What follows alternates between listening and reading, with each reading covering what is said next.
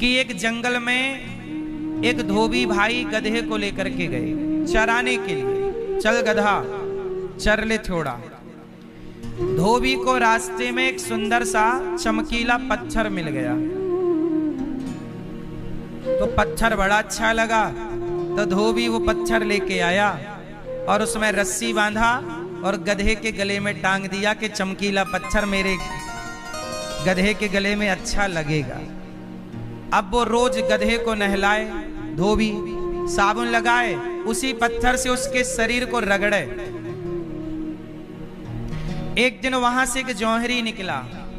जौहरी ने देखा कि ये तो बहुत महंगा हीरा है, गधे के गले में लटक रहा है। तो जौहरी ने सोचा कि यदि मैं कह दूंगा कि ये हीरा है तो धोबी इसके भाव बढ़ा देगा। तो होशियारी से कहा जौहरी ने कि भाई साहब ये पत्थर कितने का दिया, ये पत्थर चाहिए। धोबी बोला भाई ऐसे पत्थर जंगल में बहुत पड़े हैं, ले लो। जौहरी बोला कि मुझे टाइम नहीं है जंगल जाने का, पर ये पत्थर अच्छा लग रहा है, तुम 5 रुपए में दे दो, 5 रुपए में दे दो। धोबी ने कहा पत्थर के 5 रुपए क्यों दे रहे हो, ऐसे ही ले जाओ। जौहरी बोला नहीं नहीं 5 रुपए ले लो। तो धोबी को भी अच्छा लगा कि पत्थर के 5 रुपए मिल गए। 5 रुपए में धोबी से जौहरी ने हीरा खरीद लिया। अब गधा लेके धोबी तो चला गया कि मैं दूसरा पत्थर उठा लाऊंगा, लेकिन जैसे ही हीरा जौहरी के पास आया तो जानते हो क्या हुआ, हीरे के टुकड़े टुकड़े हो गए। हीरे के जौहरी बोला वाह, हीरा जब तक तू गधे के गले में था तब तक टूटा नहीं, और जौहरी के पास आया तो टूट के टुकड़े टुकड़े हो गया।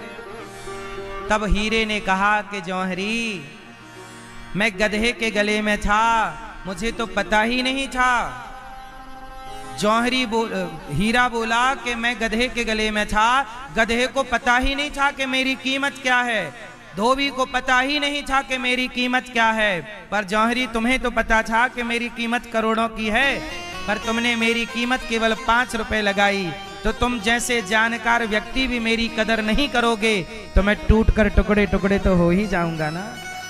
टूट कर टुकड़े टुकड़े हो गया, और जब टुकड़े टुकड़े हुआ तो उसकी कीमत हो गई 0, 0। अब कोई कीमत नहीं। अब लो भैया, इसका मतलब ये हुआ कि राम नाम की कीमत क्या है। अहिल्या का उद्धार राम जी ने किया। राम जी के नाम के पत्थर पानी में तैर गए कि नहीं, बोलो हाँ। तो जरा सोचिए, हम भारत के लोग जो राम राम कृष्ण कृष्ण नारायण नारायण राधा राधा जप रहे हैं, यदि हम भगवान के नाम का आश्रय लेकर भी छल कपट करेंगे तो फिर मैया ये भगवान के नाम की अवहेलना हुई कि नहीं हुई। कि भगवान का नाम की महिमा आप तो जानते हैं, आप तो उस नाम की अवहेलना ना करो। दुनिया झूठ बोले तो बोलने दो, दुनिया निंदा करे करने दो, दुनिया छल करे करने दो, आप क्यों कर रहे हैं, बोलो ना। दुनिया, अब आप कहते हैं वो कर रहे हैं, करने दो, करने दो। आप क्या कर रहे हैं, दुनिया की नकल ना कीजिए। दुनिया तो बहुत कुछ गलत कर रही है। आजकल लोग कह रहे हैं सब लोग झूठ बोलते हैं, हम भी बोलते, नहीं, सबका ठेका आप मत लो। रावण ने सीता मां को चुराया तो आप भी चुराओ किसी को, नहीं। रावण के रास्ते पे नहीं चलना, राम के रास्ते पर चलना है मेरी मां। हम क्यों रावण का अनुकरण करें, हम क्यों दुर्योधन का अनुकरण करें। दुर्योधन का अनुकरण जो करेगा परिणाम भी दुर्योधन जैसा होगा, रावण का अनुकरण करेगा परिणाम भी रावण जैसा होगा। अनुकरण करना है तो अर्जुन का कर लो, कृष्ण का कर लो। हम राम नहीं बन सकते, पर राम के 2% लक्षण तो जीवन में ला सकते हैं, 100% नहीं बन सकते। 2 तो बन सकते हो कि नहीं।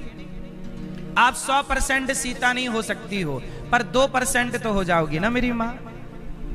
इतने से भी आपका भला हो जाएगा, इतना भी कर लो। अजामिल जैसा पापी नाम के बल पर तर गया। इसलिए कहता हूं कि काम करते रहो, नाम जपते रहो, मन से गोविंद गोपाल गाते चलो। याद आवेगी उसको कभी ना कभी, मेरी विनती सुनेगा कभी ना कभी। ऐसा विश्वास मन में जगाते चलो, मन से गोविंद गोपाल गाते। काम करो, नाम ना छूटे। अब एक बार क्या हुआ कि प्रहलाद जी नाम के एक बालक हैं, छोटी उम्र है। प्रहलाद जी अपने पिता की बात नहीं मानते। अच्छा ये बताओ, पिता की बात मानना चाहिए कि नहीं मानना चाहिए? जोर से, जोर से। तो प्रहलाद जी तो नहीं माने। बताओ, मां की बात माननी चाहिए कि नहीं माननी चाहिए? पर भरत जी तो नहीं माने। क्यों मैया?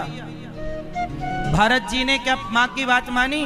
मां ने कहा था बेटा राजा बन जाओ, क्या बात मानी? जोर से। इसका मतलब ये है कि मां की बात माननी चाहिए, पर मां की बात वो बात मानो जिस बात से हम भगवान से जुड़ जाएं। यदि भगवान से दूर करने की बात मां भी करती हो तो मां की वो बात नहीं माननी चाहिए। इसका उदाहरण भरत जी है। यदि पिता की आज्ञा भगवान से दूर करने की आज्ञा है तो पिता की वो आज्ञा नहीं माननी चाहिए। इसका उदाहरण प्रहलाद जी। अच्छा, गुरु की बात माननी चाहिए कि नहीं? जोर से, जोर से। तो गुरु जी जो हैं, शुक्राचार्य जी की बात राजा बलि ने नहीं मानी। शुक्राचार्य जी की बात राजा बलि ने नहीं मानी। 3 पग भूमि के टाइम रोका था शुक्राचार्य जी ने, मत दो, नहीं मानी।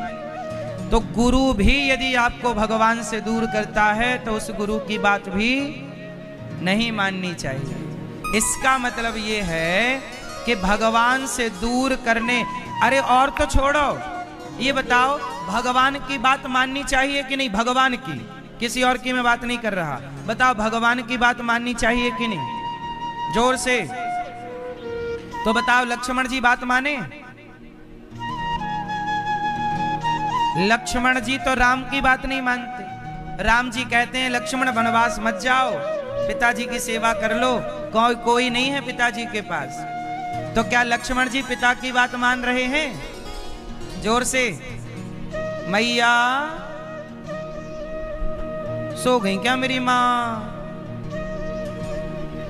क्या लक्ष्मण जी बात मान रहे हैं? सुन लो, यहां भगवान प्रकट हो जाएं और प्रकट होके कहें कि सुनो अनिरुद्धाचार्य, हमें भूल जाओ, हमारा नाम ना जपो, हमारी कथा ना कहो। भगवान भी कहेंगे कि हमें भूल जाओ तो प्रभु आपकी हर बात मानेंगे, पर आपको भूल जाने की बात, आपकी बात नहीं मानेंगे। भगवान की भी बात नहीं मानी जाएगी। लक्ष्मण जी ने नहीं मानी। भगवान की आज्ञा भी यदि आपको भगवान से वंचित करती है तो ये बात मानी नहीं जाएगी। क्यों जी? बात सही है। इसका मतलब ये है कि प्रहलाद जी बचपन से ही भगवान के चिंतन में लग गए।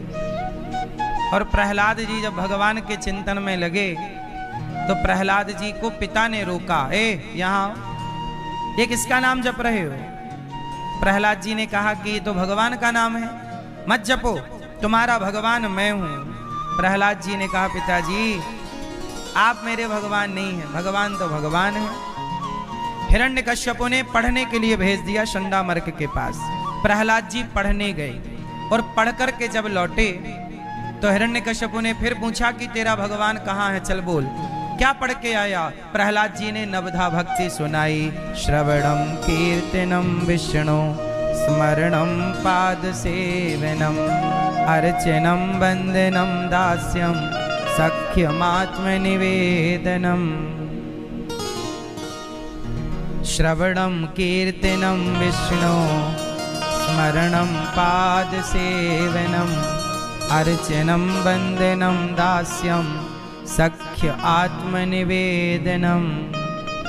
नौ भक्ति होती है। भक्ति कितने तरह की होती है? नवधा भगति कहूं तो ही पाही। भक्ति कितने प्रकार की मेरी माँ? 9। कौन कौन सी भक्ति है? पहली भक्ति है भगवान की कथा सुनना, श्रवणम। कीर्तन करना दूसरी भक्ति है। भगवान का स्मरण करना। आप लोग स्मरण करते हो कि नहीं? कैसे स्मरण करते हो भगवान का? कैसे स्मरण कैसे किया जाता है कहो तो मैं आपको बताऊं। सुनो, जैसे आप लोग काम करते हुए अपने बेटे को याद रखती हो कि नहीं? अच्छा मैया बताओ, शादी आप में से किस किस की शादी हो चुकी है? जिसकी होगी हाथ उठाओ। मैया आपकी नहीं हुई? भैया आपकी? मैया आपकी नहीं हुई? अच्छा ये बताओ, जब आपकी शादी हुई और ससुराल मैया आप गई और ससुराल से जब लौट के कितने दिन में पहली बार वापस आई थी मायके? 10 दिन, 15 दिन, 1 महीने। तो जब आप लौट के वापस मायके आई, पहली बार पति से मिली और जब वापस मायके आई तो मायके में रह के आपको याद किसकी आ रही है? किसी का स्मरण हो रहा है? किसका हुआ था भैया? किसका है? किसका? जैसे एक नई नवेली लड़की दुल्हन ससुराल जाती है, पति से मिलती है, मायके आती है, पर मायके में वो काम करती है, झाड़ू बर्तन भोजन काम सारा करती है, पर काम करते हुए वो किसी के ख्यालों में खोई रहती है। वो ख्याल है पति का। जैसे वो काम करते हुए अपने पति के ख्यालों में खोई है, ऐसे आप लोग भी संसार का काम करते हुए भगवान के ख्यालों में खोए रहिए। यही है स्मरण। जैसे पुरुष का ख्याल ऐसे परमात्मा का ख्याल, जैसे जगत की याद ऐसे जगन्नाथ की याद। बोलो हाँ। भगवान को भी याद करिए। भगवान को क्या करिए? याद करिए।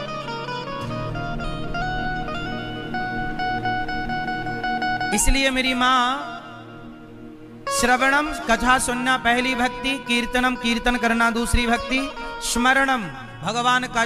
तो आप लोग कैसे स्मरण करोगे? काम करते हुए भगवान के लिए अलग से समय नहीं निकालना।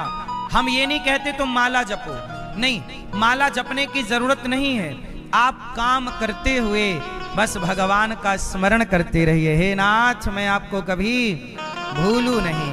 बोलो हे नाथ, मैं आपको कभी भूलूं नहीं।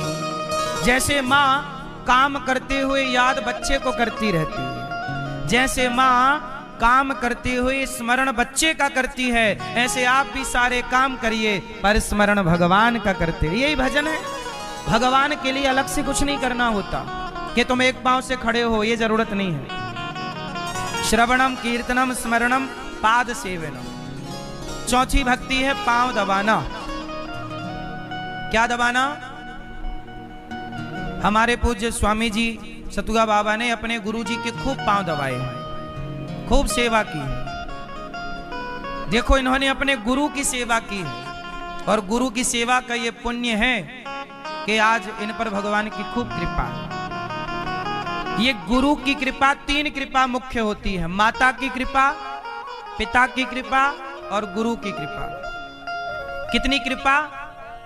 3 कृपा। और चौथी कृपा भगवान की है, और भगवान की कृपा भी उन पर है। अच्छा ये बताओ, माता की कृपा होती है कि नहीं? माता की सेवा की श्रवण कुमार ने, आज तक लोग श्रवण कुमार को जानते हैं कि नहीं? किसके बल पर? सेवा। उन्होंने भी अपने माँ के पांव में तेल लगाया, मालिश की, तेल सेवा की, चरण दबाए। पांव दबाना सेवा है। और सेवा लक्ष्मी जी नारायण के पांव दबा रही हैं कि नहीं? सेवा। और सेवा केवल पांव दबाना नहीं है। आप किसी को दवाई दे रहे हैं, किसी को रोटी दे रहे हैं, ये भी एक सेवा है। किसी को पानी दे रहे हैं, ये भी एक सेवा है। किसी को रास्ता बता रहे हैं, ये भी एक सेवा है। गौरी गोपाल आश्रम में 311 वृद्ध माओं की सेवा होती है। 150 बच्चे पढ़ते हैं, सेवा हो उनको पढ़ाना। गौरी गोपाल में 150 बच्चे पढ़ते हैं, उनको 150 बच्चों के रहने की, खाने की, पढ़ाई लिखाई की व्यवस्था करना, ये सेवा है कि नहीं? आज मुझे एक संत जी मिले, उन्होंने कहा कि महाराज, इस धरती पे सेवा से बड़ी कोई भक्ति नहीं हो। तो आप बताओ, लक्ष्मण जी ने राम की भक्ति की कि सेवा की? क्या किया? अरे सेवा ही भक्ति हो गई। भज सेवायाम धातु से भक्ति बनती है, सेवा ही भक्ति है। इसलिए माता की सेवा, पिता की सेवा, गुरु की सेवा, अतिथि की सेवा, आचार्यों की सेवा, दीन दुखी की सेवा, गाय की सेवा। कुत्ता बीमार मिल जाए तो कुत्ते को दवाई कराओ, चिड़िया बीमार मिल जाए चिड़िया की दवाई कराओ। हर जीव की सेवा, हर जीव के प्रति करुणा, यही तो सेवा है और ये भक्ति है। हाँ या ना? तो मैया, आप में से कितनी पत्नी आपने अपने पति के पांव दबाती हैं? मैया, आप नहीं दबाती हो? नहीं, मैया हाथ उठाई और पति मना कर रहे ना, हाथ उठा, झूठा, प्रयाग में बैठी है।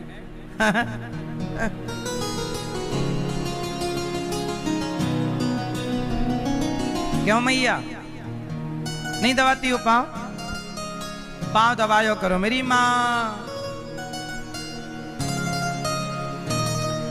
पांव दबाओ अपने अपने पति के।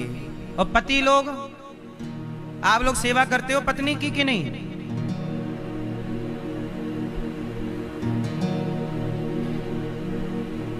सेवा करना, श्रवणम, कीर्तनम, स्मरणम, पाद सेवनम, अर्चनम, भगवान का अर्चन करना तुलसी से।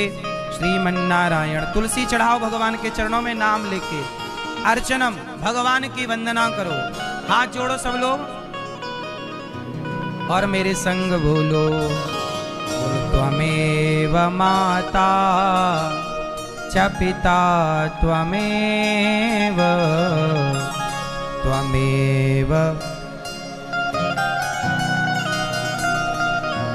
त्वमेव माता च पिता त्वमेव, त्वमेव बन्धुश्च सखा त्वमेव, त्वमेव विद्या द्रविणं त्वमेव, त्वमेव सर्वं मम देव देव।